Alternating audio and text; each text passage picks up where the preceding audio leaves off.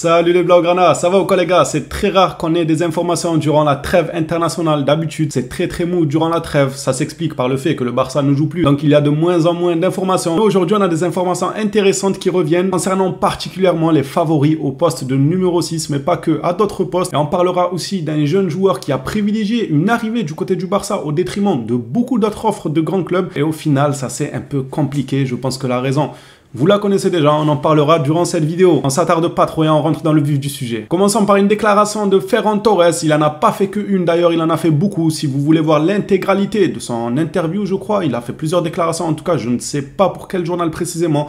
Rendez-vous sur la page de nos frères Actu Barça FR. Vous aurez accès à l'intégralité de son interview, mais pas que. L'interview de Fermin aussi, qui lui aussi a fait beaucoup de déclarations. J'utilise le mot interview, mais je sais même pas dans quel contexte elles sont réellement ces déclarations. On va dire c'est des déclarations. Ferran Torres a déclaré, dès le premier jour, j'étais très attaché à Lewandowski. Bizarre un peu ça. Comment ça t'étais attaché à Lewandowski? Dis-nous en plus. Car c'est un modèle, je pense que je peux m'améliorer beaucoup avec lui. Oui, bah améliore-toi. T'attends quoi là? Tu t'améliores que quand on te met sur le banc. Il y a que quand t'es puni que tu te comportes bien, que tu deviens fort. C'est comme les enfants, quand tu leur enlèves leurs jouets et tout, c'est bon. Ils deviennent tout gentils. Toi, c'est pareil. Quand on te punit sur le bon, c'est là où tu deviens bon. Peut-être qu'il fait inconsciemment de moi un meilleur joueur. Oui, ça doit être ça. Inconsciemment de toi un meilleur joueur. Il fait de la magie. Il est parti à Poudlard chez Harry Potter. Indirectement, il a une aura qui se transmet à toi. Allez, arrête de dire des conneries. Améliore-toi, s'il te plaît, mon frère. Je rigole et c'est subtil, les gars. On aime beaucoup vanner, mais on n'a rien contre Ferran Torres. Respirez, s'il vous plaît. Vous allez bien? Vous êtes sûr? Vous voulez pas qu'on appelle les pompiers? Non, parce que les premiers degrés, là, ils doivent être en PLS, par terre, en train de demander de l'aide. Ah, s'il vous plaît, il a critiqué Ferran Torres. Bref. Reprenons sérieusement. C'est des malades, les premiers degrés. Le FC Barcelone envisage de signer un 6. Le FC Barcelone souhaite signer un pivot défensif de haut niveau l'été prochain. Il a déjà fait apparemment une liste de joueurs. Dans cette liste, je vous mens pas, celui qui me plaît le plus. Bien évidemment qu'il y a des joueurs talentueux. Alcantara, on le sait, malheureusement, il est décimé par les blessures. Il se blesse régulièrement. Vous savez déjà pour moi quel est mon favori dans cette liste-là. Je vais vous retourner la question pour vous aussi, les phénomènes, sur ces 4 joueurs que vous voyez affichés entre Kimmich, Alcantara, Jorginho et Guido Rodriguez. Quel est votre préféré? Bon, moi, c'est le premier. Celui qui est en tête de liste, là. Vous voyez l'allemand, là? Bah voilà, c'est mon préféré. On va pas chercher plus loin. Pour le reste, je demande le contexte. Ça dépendra dans quel contexte sera le club, que ce soit financièrement et que ce soit en termes d'opportunités. Si le Bayern te bloque et qu'ils te disent non, nous, on veut pas négocier avec toi, Kimmich va rester avec nous, que Kimmich prolonge au Bayern et tout, faudra pas faire les princesses à nous dire oui, on veut Rodri à 150 millions et tout. Ça dépendra juste du contexte. Les 3 derniers, c'est pas forcément des joueurs qui m'enchantent énormément, même si je reconnais leur talent. Par exemple, Alcantara, c'est quelqu'un que j'apprécie énormément. C'est quelqu'un de la maison, Alcantara. Il est de chez nous, on peut que l'apprécier. Peut-être qu'il y en a qui lui en veulent pour son départ. Moi, pas forcément, parce que devant lui, il avait des cracks générationnels au milieu de terrain. Il a préféré aller voir ailleurs pour avoir du temps de jeu. On ne peut pas réellement lui en vouloir. À part les rancuniers à 100%, ça n'a rien à foutre. Que tu joues pas, tu dois rester au Barça. Même si devant toi, il y a des génies générationnels. Moi, je lui en veux pas forcément à Alcantara. Ma position est telle que ça dépendra du contexte. Je verrai au moment venu si on nous dit ouais, on doit ramener Alcantara, Jorginho, Guido Rodriguez, car on n'a pas beaucoup d'argent et tout. Vous allez le voir en plus ça. Vous savez quoi? On rouvrira ce dossier lorsqu'on arrivera à l'information sur le jeune de 16 ans, quand vous aurez compris pourquoi ce jeune de 16 ans a fini finalement par annuler son arrivée du côté du Barça, ou du moins l'inverse. Le Barça a fini par annuler l'arrivée du joueur. C'est un peu mieux, je pense. Allez, on va passer à la suite avec les latéraux cette fois-ci. Selon ESPN FC, le Barça cherchera 2 nouveaux latéraux cet été. En réalité, ce n'est pas forcément un secret. On est au courant depuis longtemps que le Barça cherche absolument un pivot ainsi que des latéraux. Ça serait pour remplacer Roberto et Marcos Alonso. Une nouvelle qui va faire plaisir à plus d'un et qu'on apprécie fortement durant la trêve. Xavi se tournera vers Pau, Cubarsí et Mika Faye en tant qu'alternative à Koundé, indisponible pour une durée de 4 à 5 semaines. Ça, c'est la première information de Sport. Ensuite, il y a eu d'autres informations qui se sont enchaînées sur le même sujet,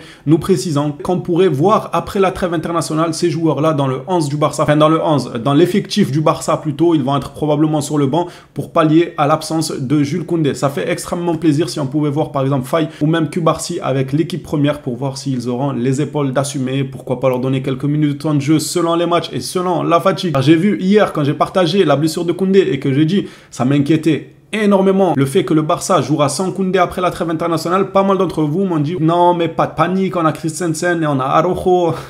À croire, vous m'avez dit, on a Spartacus et je ne sais qui. Oui, ils sont bons, mais les gars, sincèrement, c'est pas des joueurs extrêmement fiables si on devait parler des blessures. Donc, c'est des joueurs qui peuvent aussi se claquer. Comprenez l'inquiétude. Tandis que Koundé, celui qui se blessait le moins, c'est lui qui est blessé. Alors, imaginez les deux autres qui sont déjà fragiles de base, susceptibles aux blessures. On peut quand même s'inquiéter du fait qu'un des deux peut probablement se casser. Il faudra suivre ça de près déjà durant cette trêve internationale. Franchement, s'ils reviennent en forme de la trêve internationale sans blessure, il faudra applaudir. Ça sera déjà énorme et je l'espère grandement qu'un des deux joueurs ne va pas se blesser. Mais on peut s'inquiéter pour Koundé quand on connaît la fragilité physique des défenseurs qui nous restent, bien évidemment, sans leur souhaiter du mal, loin de là. Sinon, sur le terrain, bien sûr que c'est une valeur sûre, que c'est des joueurs très très solides et qu'une charnière Araujo-Christensen, c'est tout de même solide. Allez, on va passer à l'information qui concerne le petit de 16 ans. Sport nous rapporte que Barcelone renonce à recruter le milieu de terrain argentin Alvaro Montoro, 16 ans. Le joueur était sur le point de rejoindre le club et avait même privilégié le projet de Barcelone face à plusieurs autres offres. Deco était favorable à son arrivée. Tout laissait à croire que ce joueur allait donc finir du côté du FC Barcelone, mais c'était sans compter sur le portefeuille de Laporta qui est vide.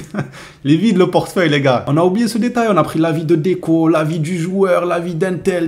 Au final, Laporta, il a ouvert son porte-monnaie, il a vu que des pièces rouges. Il a dit, ah non les gars, désolé de vous avoir dérangé, il n'y a pas one, il n'y a pas un dans le porte-monnaie, laissez tomber. Mais l'accord a été exclu pour des raisons économiques. Pour l'instant, je ne sais pas si c'est officiel ou pas, c'est une information qui nous vient du journal Sport. Pour l'instant, l'accord a été exclu suite à des raisons économique. C'est pour ça que je vais en profiter pour rouvrir le dossier du pivot. Si ce n'est pas Kimmich et que c'est quelqu'un d'autre, peut-être un peu moins bon, peut-être susceptible aux blessures, peut-être en échec dans son club actuel, il faudra pas pleurer en venant dire ouais mais regardez son âge, ou bien ouais mais il est en échec dans son club, ou il est blessé. En fait on n'aura pas le choix. On parle d'une crise là, on commence à se relever petit à petit. Vous voulez déjà aligner 200 millions sur des Rodri et tout. Il faut rester un minimum logique. Moi je comprendrai le contexte du club et j'évaluerai le joueur arrivant selon le contexte du club. Si je vois que le club est très bien financièrement, bien évidemment qu'une annonce de Jorginho ne va pas me faire sauter au ciel, mais si je vois que le club n'a pas le choix, que économiquement ils doivent aller vers des pistes pas très coûteuses et tout, on peut que comprendre les frères. Vraiment, il faut pas être très gourmand, surtout qu'on a déjà un effectif qui envoie du très lourd. On va terminer cette vidéo actualité. Une information qui nous vient de Mundo Deportivo. Elle concerne Rafinha et elle fait quand même plaisir. On nous apprend que Rafinha travaille sans relâche pour jouer le Classico. On lui souhaite bien évidemment bon rétablissement, bonne chance pour arriver à son but, c'est-à-dire être présent pour le Classico et pourquoi pas mettre un but au passage aussi pour signer son retour. Ça peut être historique. Selon plusieurs médias, Rafinha et Pedri seront là quasiment à 100% pour le Classico.